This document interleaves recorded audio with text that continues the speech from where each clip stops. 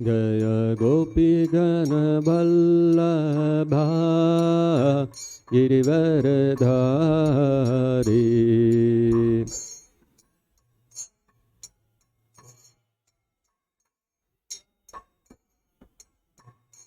जय गोपी जन वल्लभा गिरिवरधारी।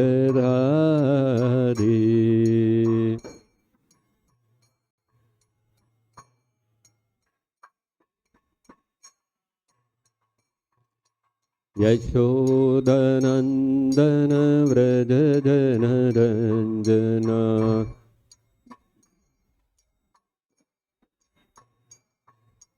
यशोदनन्दन व्रज जनरञ्जना।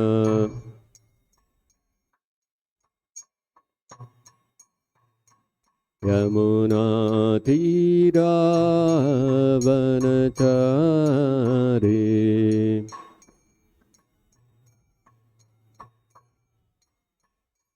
यमुनातीरावनचारी।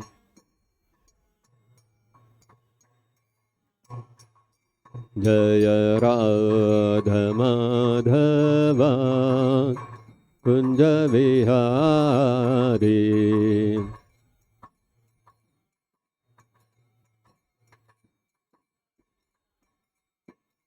जय गोपी जन वल्लभा गिरिवरधारी।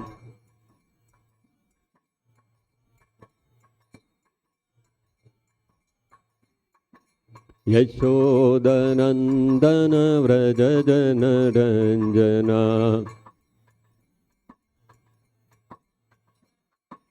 यमुनातीरावनचारी।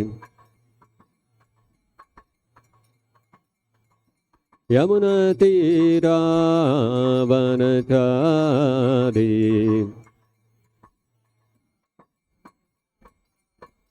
जय राधमाधवा कुंज विहारी।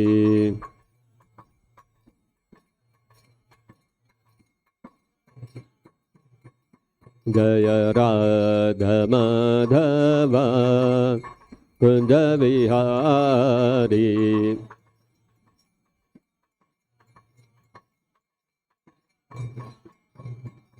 जय कृष्ण बलराम जय कृष्ण बलराम। कृष्ण बलराम जय कृष्ण बलराम।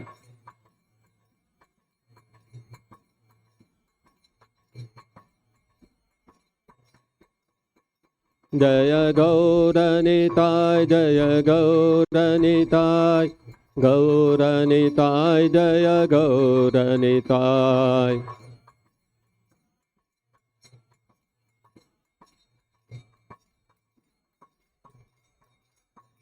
जय जय Prabhupada Prabhupada Prabhupada Prabhupada.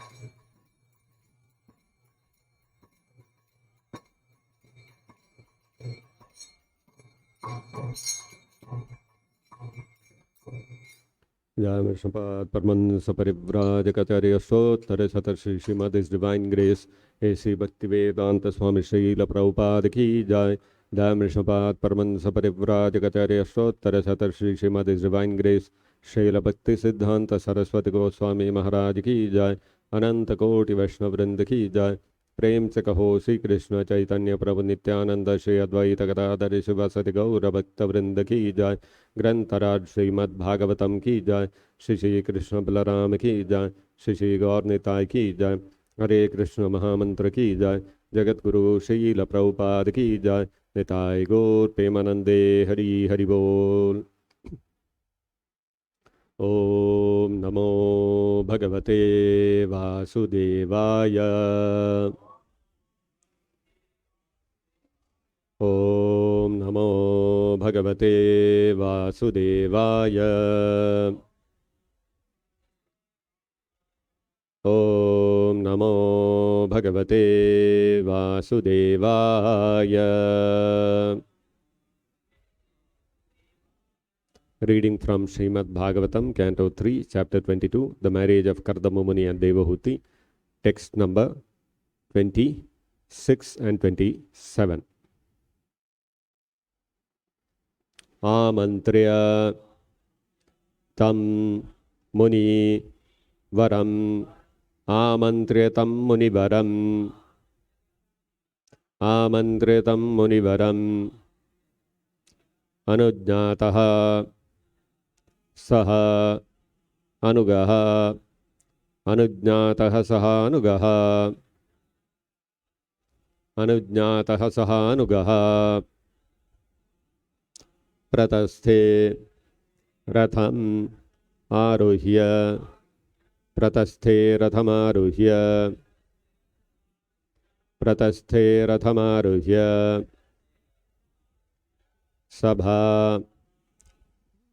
sabharyaha swa puram nripaha, sabharyaha swapuram nripaha, sabharyaha swapuram nripaha,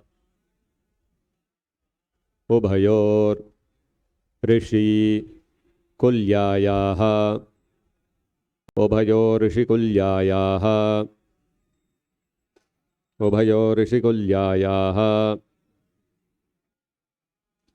sarasvatyaha surodhasoho, sarasvatyaha surodhasoho, sarasvatyaha surodhasoho, rishinam upashantanam, rishinam upashantanam, rishinam upashantanam, pashyan ashrama sampadaha, pashyan ashrama sampadaha, pashyan ashrama sampadaha, आमन्त्रितं मुनिवरं अनुज्ञातः सहानुगः प्रतस्थे रथमारुह्य सभार्यः स्वपुरां नृपः उभयोर्षिकुल्यायाः सरस्वत्याः सुरोधसोः ऋषीणामुपशान्तानां पश्यन्नाश्रमसम्पदः आमन्त्रितं मुनिवरम् अनुज्ञातः सहानुगः प्रतस्थे रथमारुह्य सभार्यः स्वपुरं नृपः उभयोर्षिकुल्यायाः सरस्वत्याः सुरोधसोः ऋषीणामुपशान्तानां पश्यन्नाश्रमसम्पदः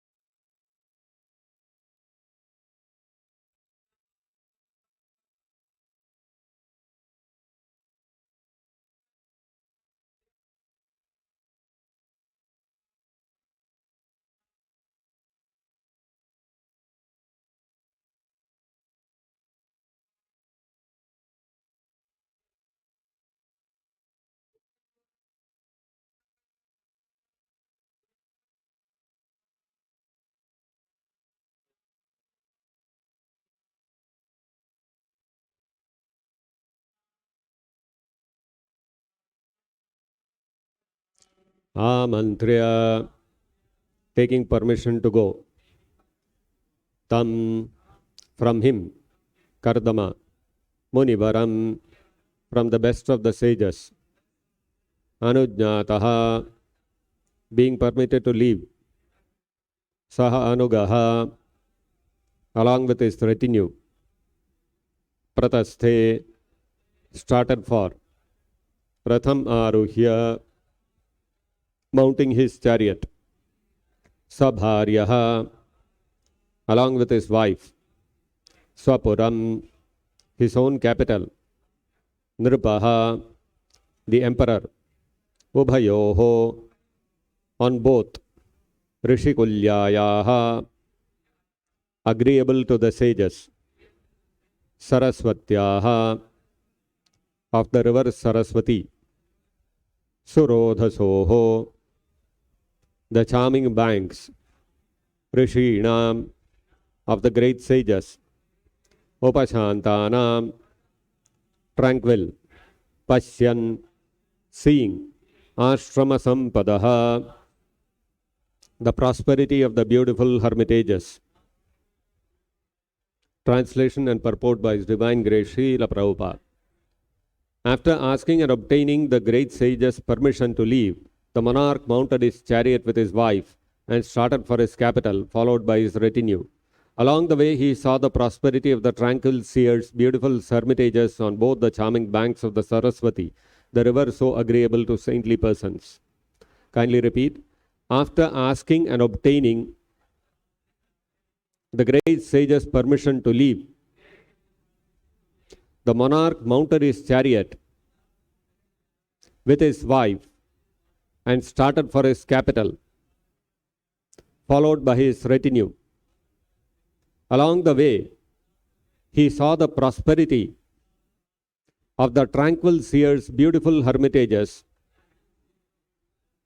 on both the charming banks of the Saraswati, the river so agreeable to saintly persons. Purport by Srila Prabhupada.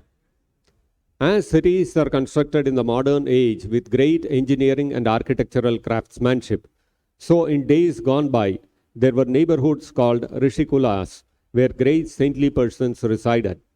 In India, there are still many magnificent places for spiritual understanding. There are many rishis and saintly persons living in nice cottages on the banks of the Ganges and Yamuna for purposes of spiritual cultivation. While passing through the Rishikulas, the king and his party were very much satisfied with the beauty of the cottages and hermitages.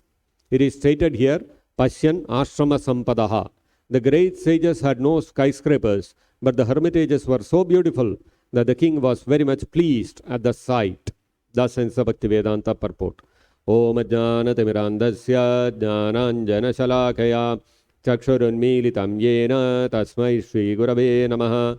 Nama Om Vishnupadaya Krishna Preshtaya Bhutale Srimate Bhaktivedanta Swaminiti Namine Namaste Saraswate Deve Gauravani Pracharine Nirvishesha Shunyavadi Paschatya Deshatarine Jai Shri Krishna Chaitanya Prabhu Nityananda Shri Advaita Gadadhara Srivasadi Gaura Bhakta Vrinda Hare Krishna Krishna Krishna Hare Hare Hare Rama Rama Rama Hare Hare Mukam Karoti Vachalam Pangum Langayate Girim Yat Kripatamaham Mande Shri Gurum Deenataranam.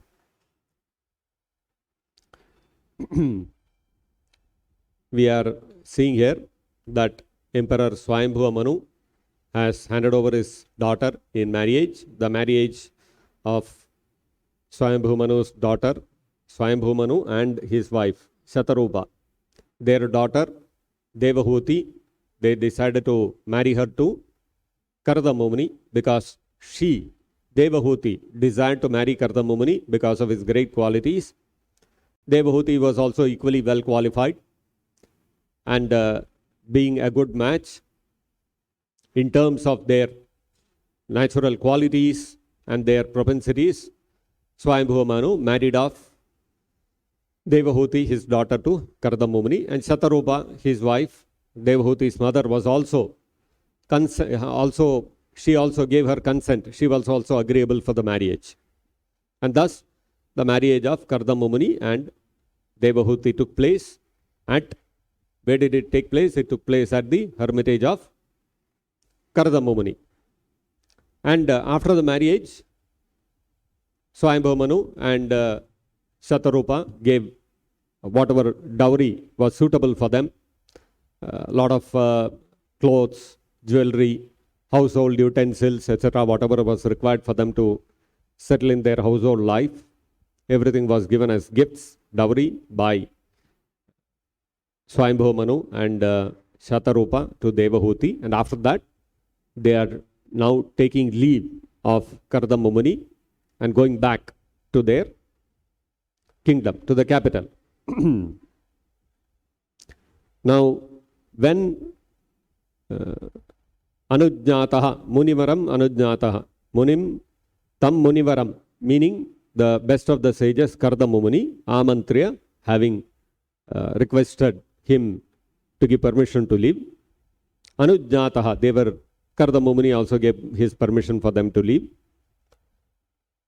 Ratham Aruhya, Sabharyaha Ratham Aruhya, Swayambhu Manu, Sabharyaha, with his wife, Ratham Aruhya, ascended his chariot. And Saharugaha Swapuram Nripaha Pratasthe.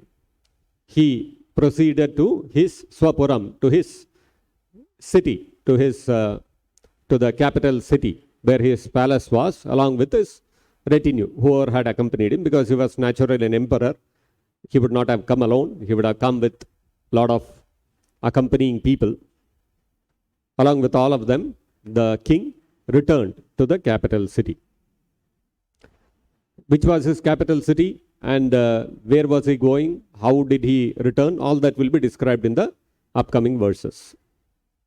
Now, while going back, while returning, this hermitage of Kardama Muni was situated on the banks of the river Saraswati. Saraswatyaha ubayor surodasaha rishikulyayaha. He saw on the two beautiful banks of Saraswati, river Saraswati, Rishikulyayaha. Rishikula means a hermitage. Rishikula also can mean a group of a group of sages, hermitages. That means there were many sages who were living there. Kardama Muni was not alone, because river Saraswati is a very pious river, and many sages prefer to execute spiritual duties on the banks of some pious river like Saraswati or river Yamuna or river Ganga.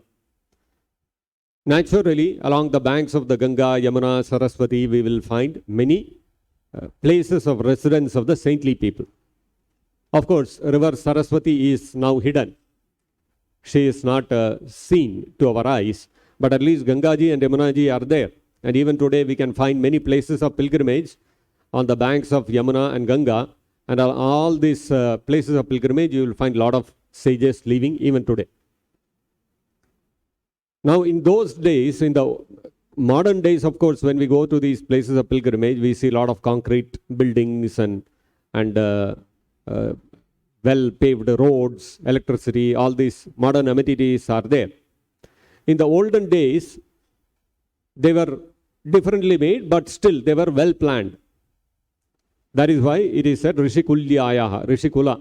And Prabhupada is mentioning in the purport, as cities are constructed in the modern age with great engineering and architectural craftsmanship, so in days gone by there were neighborhoods called Rishikulas, where great saintly persons resided. Well planned, well laid out.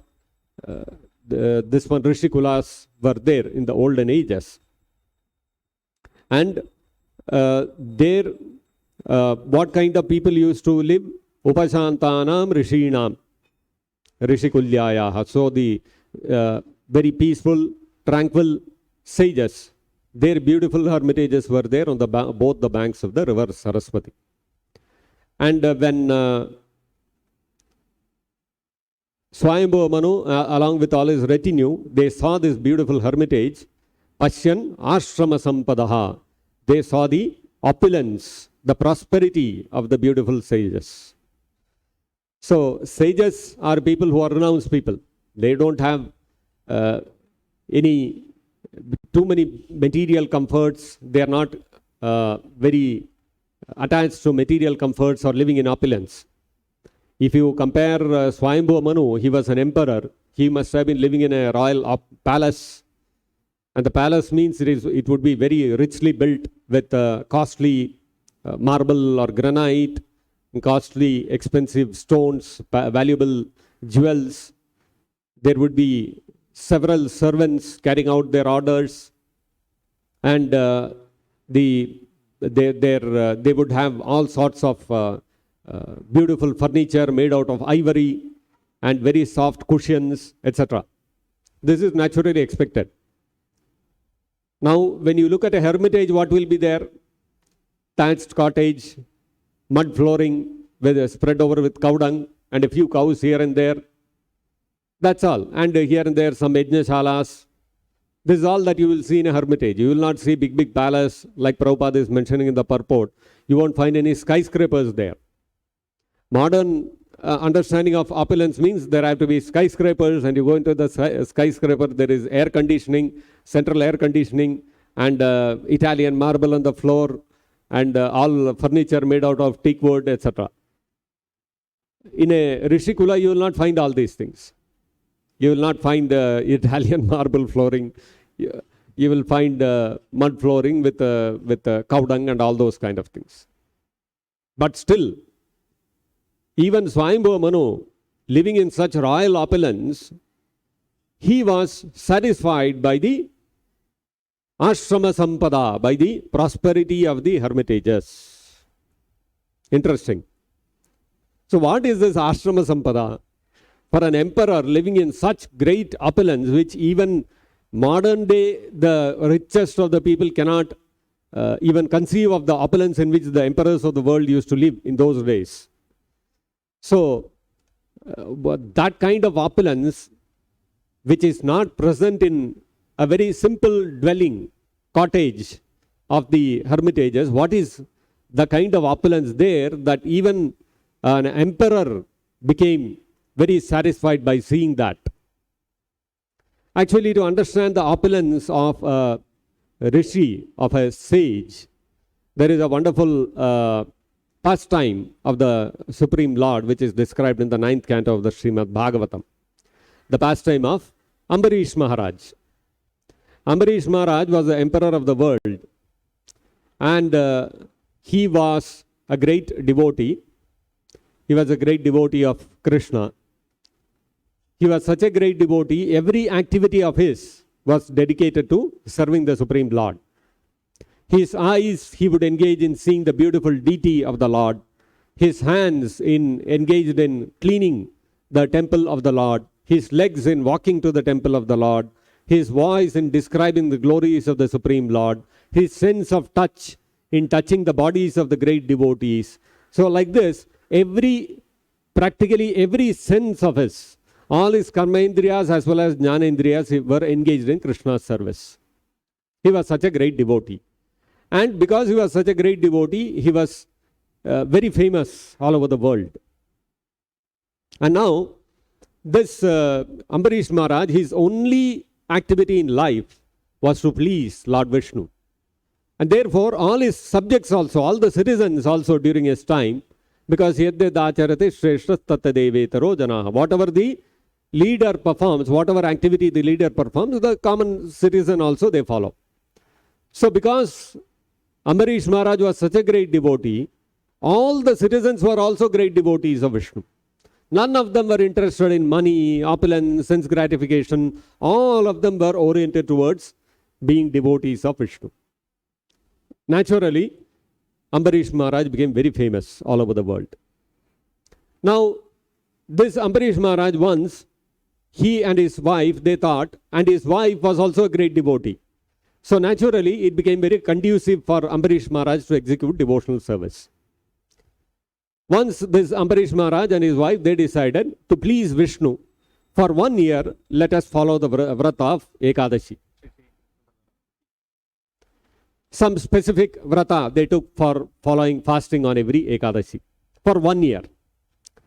And they started this vrata in Ekadashi, in Kartik month. 1 year continuously they were following very strictly every Ekadashi, Dwadashi also they were observing. And like this 1 year passed. And when the fast was coming to an end, when that 1 year of fasting on every Ekadashi and Dwadashi was coming to an end, Ambarish Maharaj decided that this Kartik month, when my Ekadashi Vrata is going to end, let me go to Vrindavan and let me observe the breaking of the completion of the vow there. His whole goal was to please Vishnu, because Vishnu is very much pleased when the devotees follow Ekadashi Vrata. Ambarish Maharaj went to Vrindavan, and because Ambarish Maharaj was a great devotee of Vishnu, Vishnu had personally assigned Sudarshana Chakra for the protection of Ambarish Maharaj. Wherever Ambarish Maharaj would go, Sudarshana Chakra would go with him. Ambarish Maharaj never asked for it, but the Lord, knowing that the Ambarish Maharaj would require this protection, because Ambarish Maharaj was a great devotee. He was not very expert in fighting and protecting his citizens and all that. Sometimes devotees may not be expert in material affairs. So in such cases, what Krishna does, he will personally take care. As Krishna says in the Bhagavad-gita, Yoga Kshemam Vahamyaham. Krishna personally provides whatever the devotee lacks. Maharaj Ambarisha was a king. He was the emperor. He had to protect the citizens. But he was a great devotee. He was not so expert in fighting and all that. So Vishnu had assigned Sudarshana Chakra for his protection. Therefore, when Ambarish Maharaj went to Vrindavan with his wife, Sudarshana Chakra also accompanied them. Of course, Sudarshana Chakra would not be always present. This Sudarshana, as we understand, Sudarshana, what does that mean? That means actually the Sudarshana Chakra is the transcendental glance of the Supreme Lord. That is why the name of the Chakra is Sudarshana. And this Sudarshana, being the transcendental glance of the Supreme Lord, is as powerful as a Supreme Lord. No material power can stand in front of Sudarshana. Anyway, so Ambarish Maharaj went, and he went to Vrindavan. And in Vrindavan, he chose to follow the Ekadashi in Madhuvana. Madhuvana is the place where Dhruva Maharaj also performed tapasya, and he had darshan of Vishnu. So this Madhuvana, he chose Madhuvana to be the place where he would observe his Ekadashi Vrata in Vrindavan. And Ambarish Maharaj came there, he observed Ekadashi Vrata. That whole day he fasted. Actually, 3 nights he fasted completely, because that was the last Ekadashi he was going to observe. So 3 nights he fasted. And on Dwadashi day, that means 2 days before Ekadashi and Ekadashi day, he was fasting. And on Dwadashi day, early morning he got up, did deity worship, whatever was required. He worshipped the deity of Lord Vishnu, did Abhisheka for Lord Vishnu. And then he gave away 60 crore cows in charity to all the Brahmanas. And all the Brahmanas who had come there to receive the cows in charity, he fed all of them sumptuous Vishnu's prasadam. And after everybody had been fed, Ambarish Maharaj decided to break his fast. Now when following this particular vrata that Ambarish Maharaj was following, the Ekadashi Vrata had to be broken on Dwadashi within a particular Muhurta. Within that Muhurta, whatever time frame is available, you have to break that fast. Otherwise, there is a fault in following that Vrata. So Ambarish Maharaj fed all the Brahmanas, and the Muhurta time was appropriate. So he thought, let me break my fast. At that moment, Durvasa Muni came there. Now Durvasa Muni came, and Ambarish Maharaj immediately got up from his seat. He washed his feet and received him, welcomed him very warmly. And he told him, oh, Durvasa Muni, you have come, very wonderful. Such an auspicious time you have come. So please come and sit with me and have prasadam. Durvasa Muni said, yes, I am also very happy to have prasadam with you. But right now I have not finished my morning, whatever duties are there. I'll finish them and I'll come. So Though nowadays, of course, Yamunaji is quite far away from Madhuvana, almost 2-3 kilometers away. Those days, Yamuna was very close to Madhuvana. Durvasa Muni went to Yamunaji, he took his bath, and then he engaged in meditation upon the impersonal Brahman, because Durvasa Muni is not a devotee like that. Of course, he understands the supreme position of Vishnu and all that, but still, he was a worshipper of impersonal Brahman. And so, he meditated upon the impersonal Brahman. In the meantime, Ambarish Maharaj, waiting for Durvasa Muni, he was meditating on the lotus feet of Vishnu. Both of them are meditating. Ambarish Maharaj is meditating on Lord Vishnu's lotus feet and waiting for Durvasa Muni to come. But time passed by and Durvasa Muni was taking time to finish his morning duties. And Ambarish Maharaj saw that the muhurta, that the time fixed for breaking the fast was going away. Therefore, he called all the Brahmanas who were there and he asked them, what should I do? Durvasa Muni has not come back, and if I don't break my vrata within the muhurta that is specified, there will be a fault in my observance of the vrata, and the whole purpose of following this vrata is to please Vishnu. That will get disrupted. So please tell me what I should do. So all the Brahmanas consulted with each other and they were all confused. They did not really know what to do. Each of them was telling different things. So Ambarish Maharaj himself proposed something, because Ambarish Maharaj was a great devotee. And a devotee's intelligence is very, very sharp, because it is guided by Vishnu personally. And so he was far more, his intelligence, his acumen was far sharper than that of the Brahmanas. Therefore, Ambarish Maharaj said, according to the Shastras, it is said that if someone drinks water, it is as good as eating as well as not eating also. It is both ways. It can be considered both ways. If you are drinking water, you are breaking your fast also, not breaking your fast also. Ambarish Maharaj said, so why don't I drink a little water? So the formality of breaking the fast is taken care of. And with respect to Durvasa Muni, I have not broken the fast also. Because Durvasa Muni is an atiti, he is a guest. Without feeding the guest, the host cannot take food. That is the principle of dharma. So all the Brahmanas said, yes, what you are saying is very right. This is a very apt solution for the dilemma that we are in. So we can do this. So then Ambarish Maharaj drank a little water and then he waited for Durvasa Muni to come. After some time, Durvasa Muni came. And when Durvasa Muni came, because he was a great mystic, he was a great yogi, he understood that in my absence, Ambarish Maharaj has broken his fast. So he looked at Ambarish Maharaj and Durvasa Muni, because he had great false ego, that I am a great rishi, I am a great sage, I am completely renounced.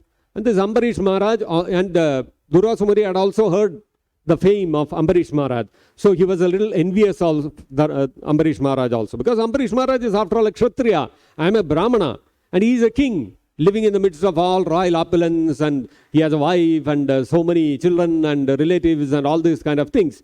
Whereas I am a greatly renounced sage. I am living in the hermitage, I am living in the forest. I don't live in palaces and all that. So I am far more renounced. So I should be more famous than him. But anyway, people are glorifying him. So he was a little envious also. And because of false ego, he was thinking, I am superior to Ambarish Maharaj.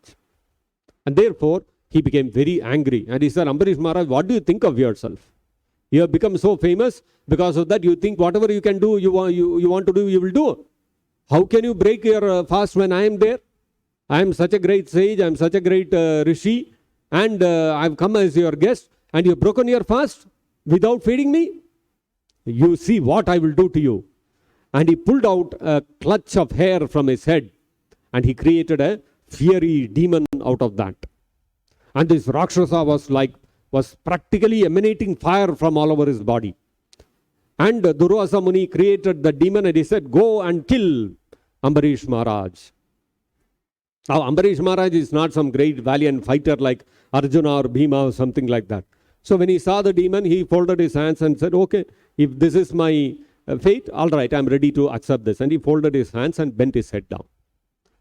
Now, Durvasa Muni did not know that Vishnu had assigned Sudarshana for the personal protection of Ambarish Maharaj. So Sudarshana was the bodyguard of Ambarish Maharaj. This Durvasa Muni did not know. So when the demon came in front of Ambarish Maharaj, although Ambarish Maharaj did not do anything, he folded his hands and he bent his head. But now bodyguard is not going to be silent. Immediately Sudarshana Chakra came and cut off the head of that demon. The demon was burned to death. Because the fire of Sudarshana is far more powerful. It is more powerful than 1,000,000 suns put together. It has got unlimited power, being the transcendental glance of the Supreme Lord himself. And then the bodyguard didn't keep quiet there. Sudarshana now started pursuing Durvasa Muni, that you dare to harm Ambarish Maharaj, I'll show you now. And Durvasa Muni saw Sudarshana is coming towards him, and he turned around and started running. And he is running. The Sudarshana is almost on his back, and Durvasa Muni is feeling all the heat on his back, and he's feeling his back is getting burnt. And he is running with great speed, as much speed as he could muster, he was running. And because he was a great yogi, he could travel at the speed of the mind. So he put all his effort and started traveling at the speed of the mind. But Sudarshana is right behind him. Sudarshana is also not giving up. Sudarshana also equal speed. He is also matching the speed of Durvasa Muni. Now Durvasa Muni, what to do? He went into caves. He went into the ocean. Everywhere Sudarshana is following him. He thought, let me go into the water. There also Sudarshana came. Sudarshana is burning up even the water also. Now what to do? He went everywhere. Nowhere he could find refuge. So Durvasa Muni thought that this is not going to work. And he ran to Brahmaji. He thought Brahmaji can protect me. He is the controller of the whole universe. So he went to Brahmaji. And he narrated, this is what happened to me. And now Sudarshana is behind me. Please protect me. Brahmaji said that, you see, Sudarshana is the weapon of Lord Vishnu. And we are all, I may be the creator of this universe, but I myself am created by the Supreme Lord Vishnu. So I cannot withstand the power of Lord Vishnu. So please, I cannot protect you. He refused. So now what to do? Durvasa thought, let me go to Lord Shiva. Because Shiva has greater power than Brahmaji, although he is in one way subordinate, he is considered the son of Brahmaji, but still he is Mahadeva, he is supremely powerful. So Brahmaji went to Lord Shiva. Now Lord Shiva, when Durvasa Muni came to him and narrated, this is what happened, Sudarshana is pursuing, please protect me. Lord Shiva said, the Supreme Lord Vishnu is far more powerful than any of us in this universe. All our power is also coming from him only. Nobody can counter the power of Vishnu. So my advice to you is, even I cannot counter the power of Vishnu, because Sudarshana is the personal weapon of Vishnu. You go to Vaikuntha and meet Narayana. Maybe he can help you. So Durvasa Muni turned around and ran. Sudarshana is continuously following up. And then he approached Narayana in Vaikuntha. Vaikuntha means the Vaikuntha within this material universe, not the Vaikuntha beyond the Viraja river. Even within this universe, Lord Vishnu has created a Vaikuntha planet. Now he came to this Vaikuntha and he approached Narayana, who was being served by Lakshmi ji. And he spoke to Narayana and narrated the same thing to Narayana. Now what did Narayana do? Although Sudarshana is his own weapon, Lord Narayana informed Durvasa Muni, because Narayana is very, he is very merciful. He is very compassionate towards the Brahmanas, and Durvasa Muni is also a Brahmana. After all, he is an ascetic, he is a mystic also. But then, out of some false ego, he had developed some envy towards Ambarish Maharaj. Therefore, Narayana, he explained to Durvasa Muni the glories of a devotee, of a Vaishnava, and then told him, the only way you can become free from this offense is, you go back to Ambarish Maharaj, and if he forgives you, Sudarshana will stop attacking you. Otherwise, even I cannot stop this. This is the only way to become free from an offense. And then immediately Durvasa Muni returned to Vrindavan, to Madhuvana, And in this whole process, Durvasa Muni going, meeting everyone and coming back, 1 year passed. And for that 1 year, Ambarish Maharaj was standing in the same spot without eating or drinking water. He was waiting, Durvasa Muni will come back. You see the devotion and the humility of Ambarish Maharaj. And then Durvasa Muni came and fell at the feet of Ambarish Maharaj. Ambarish Maharaj became very embarrassed. Oh, I am just a simple Kshatriya. You are a great Brahmana. Please don't fall at my feet. And very embarrassed, and he picked him up. And Durvasa Muni said, no. I misunderstood you. I became envious of you, which is wrong on my part. Now I realize how you are a great devotee of the Supreme Lord. And therefore, genuinely, Durvasa Muni repented and he understood his mistake. And then, because Ambarish Maharaj also requested Sudarshana, please don't harm Durvasa Muni. Please, whatever happened, leave it, forget it. So then Sudarshana also became silent and went back to his position. And like this, Durvasa Muni was protected. Now in this whole thing, the interesting part is, when Durvasa Muni approached Narayana, what Narayana spoke a very few verses only, which is described in the 9th canto of the Srimad-Bhagavatam. But wonderful verses, nectarian verses they are, because they describe the position of a devotee. When Durvasa Muni approached Narayana and told him like this has happened, the first thing that Narayana, because Sudarshana is the personal weapon of Narayana, the first thing that Narayana told Durvasa Muni, he said, I'll read out the verses and the translations, wonderful verses there actually. He said, Aham bhakta paradhino hi aswatantraiva dvija bhaktair sadhubir grasta hridayo bhaktair bhaktajana priyaha. Narayana said that aham bhakta paradhino hi aswatantraiva dvija, O Brahmana, I am not swatantra, I am not supremely independent. I am actually bhakta paradhinaha. Paradhina means I am subordinate to my devotees. He aswatantra ivadvija, and I have no independence apart from my devotees. Sadhubir grasta hridayaha. My heart is captured by the sadhus, by the devotees. And bhaktair bhakta janapriya. Forget about the devotees. Bhakta janaha, those who are devotees of my devotee, I become obliged to even them. I am controlled even by them. Even if somebody does not become directly my devotee, if somebody becomes the devotee of my devotee, I become controlled by them. So we don't have to become great devotees of Krishna. We become devotees of Prabhupada. Krishna will become obliged to us. Krishna will become subordinate to us. That Supreme Lord, who is the controller of everything. Bhoktaram yajna tapasam sarva loka maheshwaram. He is sarva loka maheshwara. He is the proprietor of all the universes. And Bhoktaram yajna tapasam. He is the supreme enjoyer of all the sacrifices beyond even the devatas.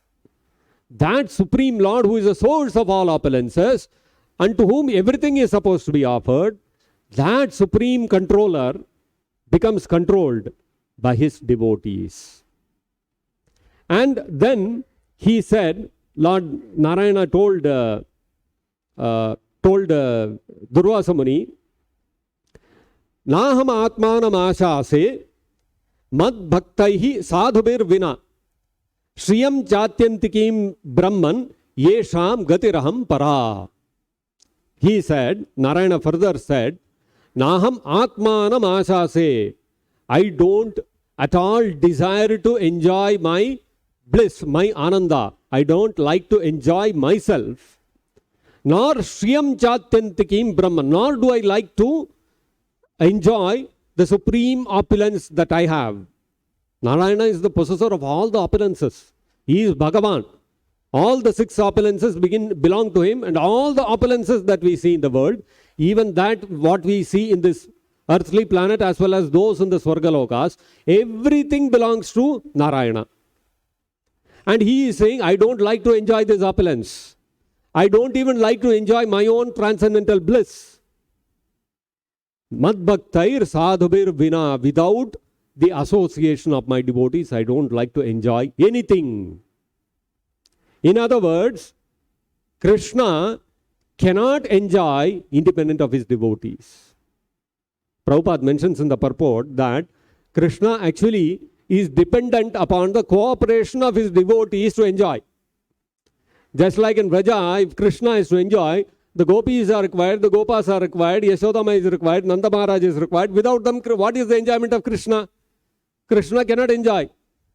Even in the rasa dance, for Krishna to enjoy, presence of Radharani is essential. Without Radharani, Krishna cannot enjoy rasa dance. That is why when Radharani leaves the rasa dance and goes, when the rasa dance was going on, Krishna placed himself between two gopis. Every two gopis, Krishna was there personally and he was dancing with them. But with Radharani, he did not share himself with anybody else. With Radharani, he alone was there. So Radharani got special treatment. But still Radharani was dissatisfied. She said, "Oh Krishna, you are dancing with all the other gopis." So she got angry and she walked out of the rasa dance. Immediately Krishna left all the other balanced 16,000 gopis and he ran behind Radharani. Because he did not think for 16,000 gopis are there, Radharani is there. So one gopi, one Radharani went away, 16,107 gopis are there, let me enjoy with them. No. On the other hand, one gopi Radharani went away, Krishna gave the balance 16,107 gopis. That means for Krishna to enjoy the rasa dance also, he cannot do it without the cooperation of Radharani. And so, Krishna is dependent upon his devotees, upon the cooperation of his devotees for his enjoyment. This, of course, does not mean that Krishna becomes a servant of his devotees in that sense, becomes totally controlled. No, this is the nature of Krishna. Krishna loves to enjoy with his devotees. That's his nature. And so, therefore, Narayana told Durvasa Muni, you see, I cannot even think of enjoying anything without my devotees. The devotees occupy such a prominent position in my life, in my existence. Why? Because Yesham Gatiraham Para. Because these devotees, for them, I am the Yesham Gatiraham Para. I am the supreme goal for them. For them, they are Nishkinchana devotees. They don't think of anything else. And then, further, Narayana said, another very important thing what he said is that Sadhavo hridayam mahyam, sadhunam hridayam tvaham, mad anyattena jananti, naham tebhyo managapi. Narayana said, my sadhavo hridayam mahyam, my heart is filled with the devotees. Krishna is constantly thinking of his devotees. Sadhunam hridayam tvaham. And my devotees' heart is also filled with me. They cannot think of anything else other than me. I cannot think of anything else other than my devotees. And then he says, Mad anyattena jananti. My devotees don't know anything other than me. They cannot think of, they cannot surrender, they cannot think of anybody other than me. They will not go to any devata, they will not go to anybody else. They will come only to me. And then Narayana said, Naham tebhyo managapi. I also cannot think of anybody other than my devotees. Now why this kind of attraction is there between Krishna and his devotees? Why does Narayana give so much importance to his devotees? Narayana did not give this much importance to the Brahmanas. Although Namo Brahmanye Devaya Go Brahmana Hitaya, the Lord Vishnu or Narayana or Krishna is the worshipable Lord for the Brahmanas. Lord Krishna also respects the Brahmanas a lot. Definitely, Krishna respects Brahmanas. Whenever Brahmanas would come to Dwaraka, Krishna would personally wash their feet. He respects them. But his heart, his love, all his emotion is for whom? For the devotees. Durvasa Muni is a Brahmana. Narayana respects him. But for whom is all his love, for whom is all his heart, for whom is all his thinking? It is for the devotees. Why? What is the reason? The reason Narayana informs Durvasa Muni that ye daragara putrapta pranan vittamimam param. Hitva mam saranam yataha katham tam stektum utsahe. He said, my devotees, what do? My devotees, dara agara putra apta pranan vittamimam param. Hitva, they give up. What all do they give up for Vishnu or Narayana or Krishna? For the sake of devotional service to Krishna, the devotees, they give up dara, they give up their wives. Agara, they give up their homes. Putra, their descendants, their children, all that they give up. They reject them. Apta, all their relatives also they give up. Pranan, their life also they are ready to give up for me. They dedicate their lives for the service of Krishna. Vittam, all their wealth, opulence, whatever they have, that also they are not interested in. Okay, somebody may not be interested in friends, relatives, wealth, family, all these things, wife, husband, all these things somebody may give up. Even jnanis also give up. Why? To achieve moksha. But Hitva, the devotees, what do they give up? They not only give up all these material things, they also give up param. They give up the desire to go to the heavenly planets or even liberation. Even the 4 kinds of Vaishnava liberation also they are not interested in. They give up everything.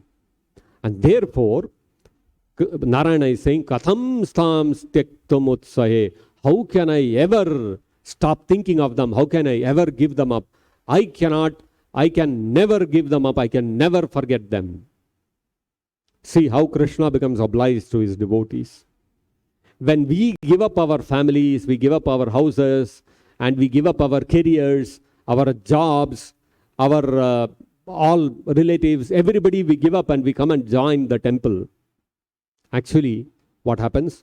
Krishna becomes obliged to us. And Krishna cannot stop thinking of us. This is the great position, glorious position of a devotee.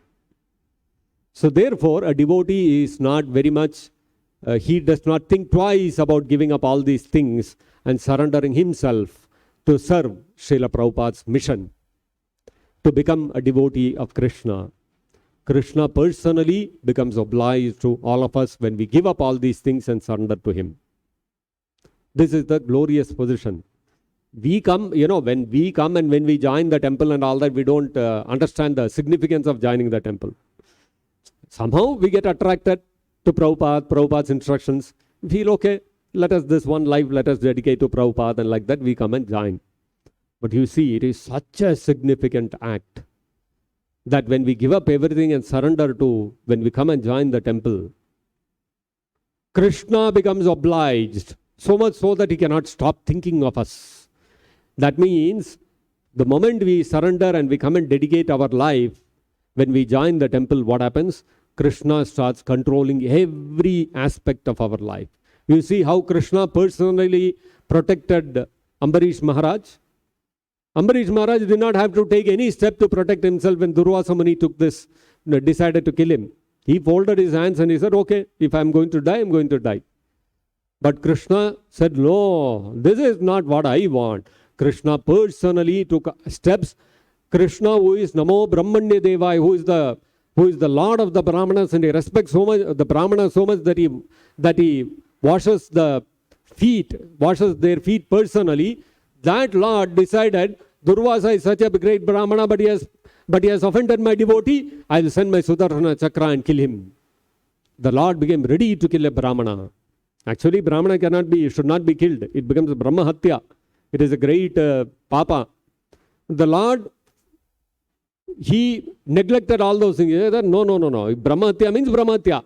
I don't mind, because my devotee has been offended.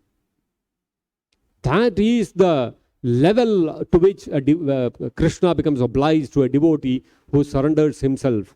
He gives up dara agara putra apta pranan vittam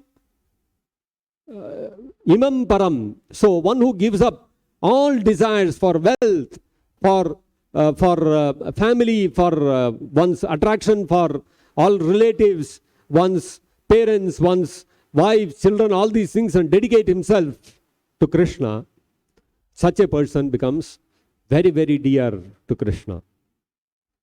And so, for such a person, Krishna is saying, Katam tam tyaktum utsahe. How can I ever reject them?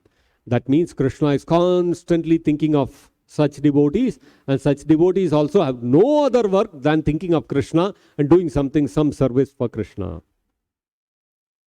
So, what happens is, for a pure devotee who is constantly thinking of Krishna, as Narayana says here, that Sadhavo hridayam mahyam, sadhunam hridayam tvaham. The sadhus are constantly carrying Krishna in the heart. And because Krishna is Param Bhagavan, he is the Supreme Personality of Godhead, he is the master of all opulences. Therefore, when that Supreme Lord, the Supreme Master of all opulences get captured in the heart of a devotee, sadhubhihi grasta hridayo, when the Supreme Lord becomes captured by the heart of a devotee, what happens? All of the Lord's opulences become manifest in the heart of the devotee. And that is why when Kardama Muni, when his ashram, when Swayambhuva Manu saw, he saw it is not just an ordinary ashrama. It is not some thatched roof and all that. It is a place of residence for devotees where the Supreme Lord is personally present, and therefore it is ashrama sampada. It is very prosperous ashrama. What is that prosperity? That prosperity may not be in terms of gold and diamonds and Italian marble and centralized air conditioning and all these things. But it is opulent with upashantanam rishinam. The opulence there is, the people who reside in such places are completely peaceful. They are not agitated by kama, krodha, lobha, mada, moha and matsarya. They are not agitated by the material pursuits of sense gratification. They are completely liberated personalities. And therefore, even a great emperor who is living in the midst of all opulence, material opulence, he finds that ashrama sampada, the place of residence of a devotee, is far more opulent than his own opulence. And therefore, when such an emperor or such an opulent person comes to a temple, he will bow down to the devotees. We see how devotees, sadhus who are greatly renounced, Prabhupada himself for that matter, he was a greatly renounced personality. But whenever any politician, any big rich man would come and meet Prabhupada, they would go and touch his lotus feet. So you can see, all their opulence in front of Prabhupada, they know that it's nothing. Prabhupada is such a great personality. Because he is carrying Krishna within the heart. Therefore, his opulence is far higher than the material opulence of any rich man within this material world. And that is why you will see so many rich people. They may be very, very rich, super rich they may be. They may have Rolls-Royce car to roam around. They may have many, many servants in their home to take care of everything. One servant to do the cooking, one servant to do the serving the food, one servant to wash their clothes, one servant to clean their rooms. They have servant for everything. One servant to drive their car, one servant to carry the briefcase. Everything they have servants. And they will have gold-plated fittings in their bathroom. All this they may have. But when they come to the temple, they feel a great... when they come to our temple where devotees are engaged in Sankirtan every day, our temple may be very simple. We have only fans. We don't have centralized air conditioning. We have simple plain tiles on the floor. Not very big opulent like that. But still, because devotees are serving Krishna Balaram deities with so much devotion every day, and every day we are doing Sankirtan in the temple hall, such opulent people also want to come here and spend a few minutes. They come here, they spend a few minutes, they feel so relaxed, they feel so peaceful. And once they come here, they want to come again and again.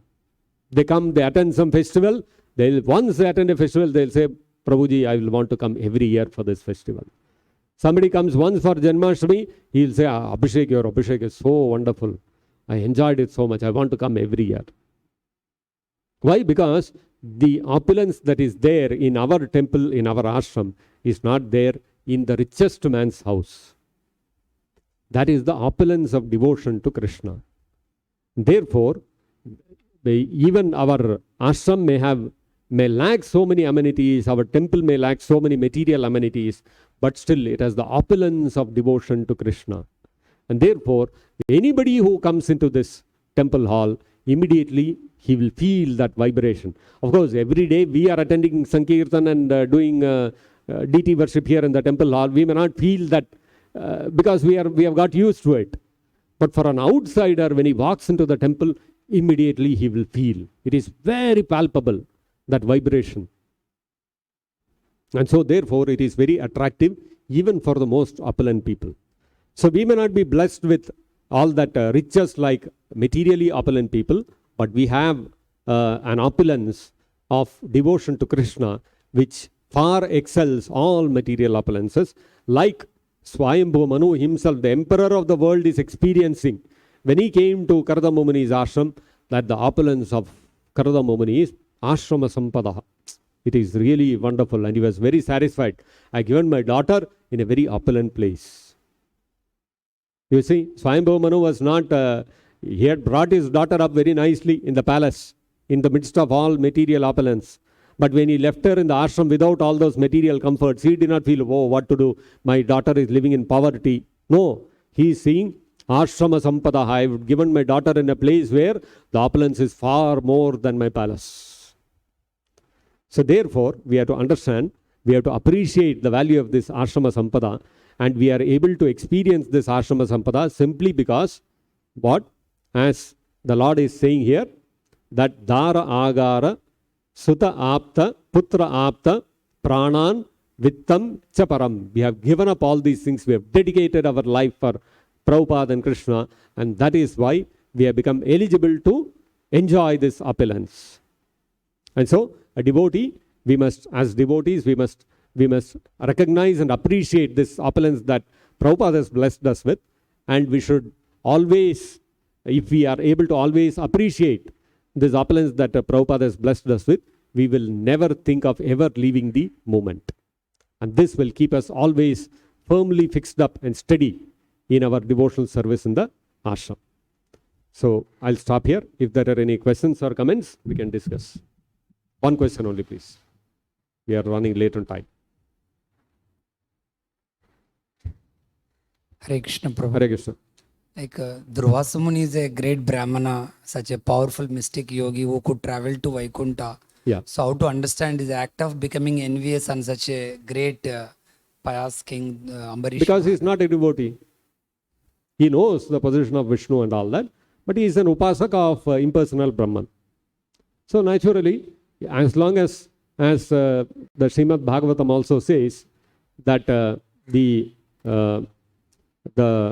people who think that they are very liberated by but they are not devotees of Krishna, aruhya krishrena parampadam tatapatanti adho anadrita yushmatangreha. Even though they may reach almost the ultimate platform, still they fall down again.